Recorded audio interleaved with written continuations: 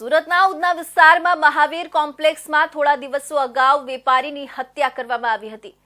કટીક સમાજના લોકો દ્વારા સુરત પોલીસ કમિશનરને આવેદનપત્ર આપીને આરોપીને ફાંસીની સજાની માંગ કરવામાં આવી હતી।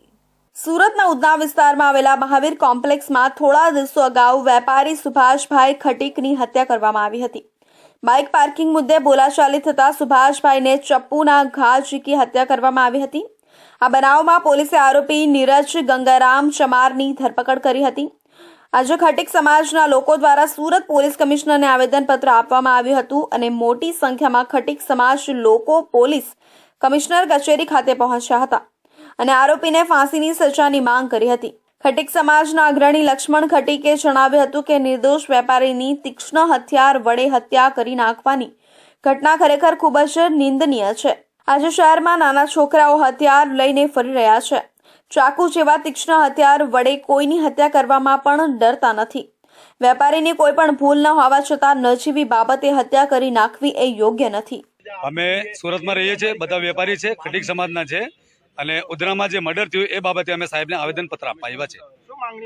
અમારી માંગણી એ જ છે કે વેપારી લોકો અહીંયા પરપ્રાંતિઓ બધા આવીને વેપાર કરે છે અને આવા લોકો તત્વો આવીને વેપારીઓને પરેશાન કરીને એમનું મર્ડર કરી નાખે છે। આવા સામે સાહેબ શ્રી કડક પગલાં લે અને અમારી સમાજની માંગણી છે કે એને फांसी થાય।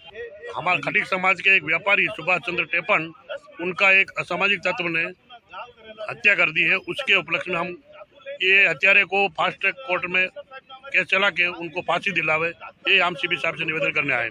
और एक निवेदन ये भी है कि आज ये सूरत में असामाजिक तत्व हथियार लेके फिरते हैं, चाकू लेके फिरते हैं, उनके ऊपर पकड़ के उनको कड़ी से कड़ी सजा दिलावे और ये उनके पर डर बनावे कि भूल में ये कोई भी हथियार लेकर सिटी में नहीं फरे। ખટીક સમાજની માંગણી છે કે આવા અસામાજિક તત્વો સામે ઝુંબેશ ચલાવવામાં આવે એટલું જ નહીં, પરંતુ જે આરોપી છે તેની સામે પણ ઝડપથી કાયદાકીય પ્રક્રિયા ચલાવીને તેને ફાંસીની સજા આપવામાં આવે, જેથી કરીને કોઈ પણ વ્યક્તિ આ પ્રકારે કોઈની પણ હત્યા ન કરે। કાયદા વ્યવસ્થાનો ડર બની રહે તે માટે પોલીસ કમિશનર દ્વારા આવા તત્વો સામે પગલાં લેવા જરૂરી છે। સુરત